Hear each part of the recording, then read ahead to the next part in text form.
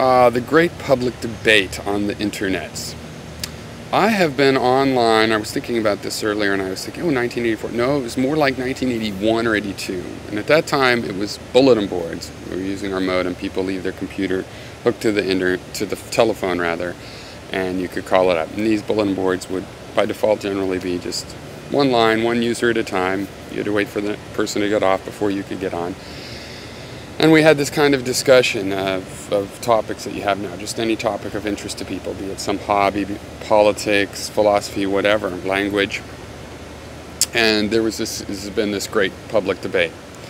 And I've seen a lot of people trying to convince others. But for my part, basically, to me, this was just me walking in the jungle of ideas, like a naturalist, out there in the field.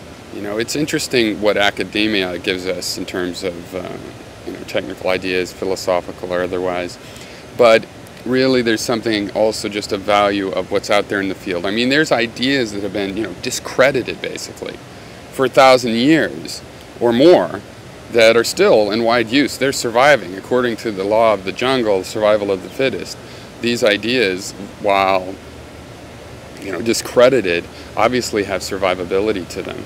And it's very interesting for me to go and collect these ideas. And that's really what I've been doing. I don't see what I do as trying to convince people of what I believe, so much as this process of discovering what's out there. Now, I'm out there wandering, and I do run into interesting people, and sometimes I'll open up and show my bag of tools. Here's tools that I've found. I'm not so likely to present like the whole picture of what I believe as a whole, because that's me. I could try to write that down, and I'm getting to a stage where some of these things I do want to record and just set down for various reasons.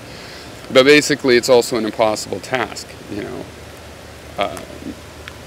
These philosophical tools are things I'm using to work on myself.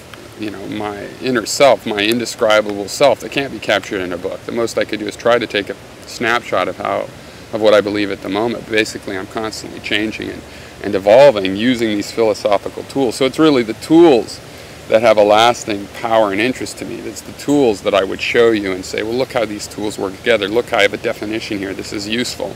Not so much to tell you what to believe, but to show you tools to help you find what you believe. Or ultimately, just to, tell you of an argument of how I became convinced of something, which you may or may not adopt. Now, out there in this jungle, there are places that have been cleared and are starting to be developed. There's a lot of development out there. And there's an old area of this jungle that's more of a desert wasteland, just with shrubbery and some number of oases out there. And it's the philosophical battleground. And this is where we come and we try to let our philosophies butt heads. We try them out. We see how they will do. And that's what I think we're in the middle of right now.